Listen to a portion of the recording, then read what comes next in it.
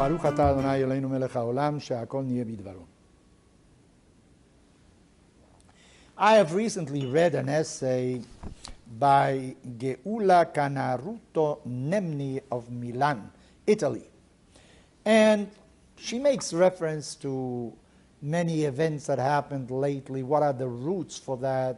And that many people say that discrimination, colonialism, are really at fault for all these acts of terror, including Pope Francis recently said it.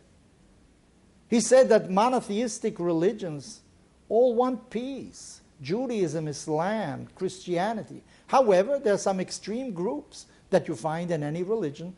Those are the ones that commit all these atrocities. But what is the reason for these atrocities, he said? Discrimination. The fact that you feel you cannot progress. Or maybe it is materialism in this world that the Western world is worshipping nowadays. Maybe these are the causes really for terror. One tries to understand it.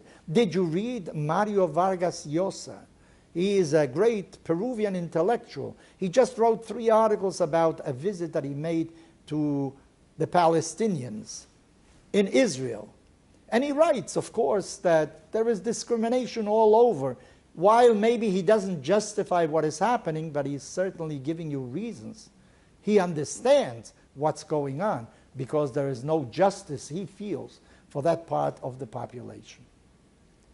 Well, I thought to myself, and maybe inspired also by what I read, if there's any people in this world that have reasons for terror, for committing acts of terror, it's the Jewish people.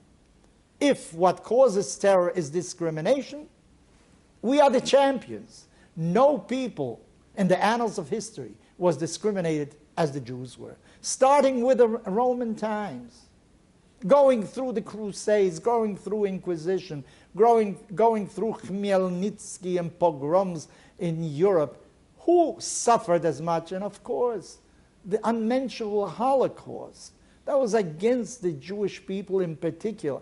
True, gypsies, homosexuals also suffered, and in great number, but nothing comparable as to the Jewish people. 1/3 of the Jewish people was exterminated. So, if discrimination, if hate is the cause for terror, we should really put a little bomb right now under the new Reichstag in Berlin.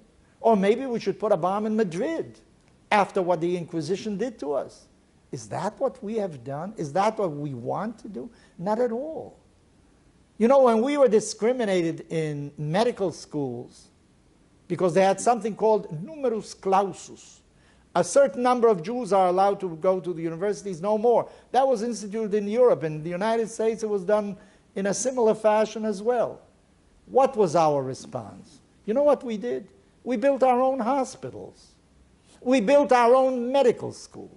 That's what we did. You don't want us, we can do it ourselves. You know, it's our response to discrimination, to what we thought was wrong laws that attacked Jews in particular. We didn't go and destroy anybody else. What we did was improve ourselves. We never came into a society in order to transform it. What we wanted to do is adapt, but at the same time, we wanted to retain our own individuality, our own personality. We didn't force others to accept our principles. We were never looking for proselytes. We didn't tell you, become Jewish, it's a better way of life. No. We tried to retain our personality and didn't interfere with what other people did. Yes, of course, we wanted the means in order to perpetuate our own teachings. We created our own schools as well in order to transmit to future generations what we had learned from our ancestors. You know, the 2 temples were destroyed, the Batei Mikdash, the first one by Nebuchadnezzar, the Babylonian Assyrians, the second one by the Romans. And the Talmud says something altogether different. The Talmud really underlines the fact that in the first Beit HaMikdash there were still vestiges of idolatry. In the second Beit HaMikdash, Sinat Chinam, gratuitous hate, enmity between one Jew and another. Of course, the Romans were the instruments that God used to destroy the Beit HaMikdash. They were bad people, no question about it. But they look into the Jewish people. What did we do wrong to merit that the Beit HaMikdash be destroyed? What I'm trying to say is, maybe, poverty, discrimination makes you angry, but it shouldn't be sufficient anger in order to go and destroy others.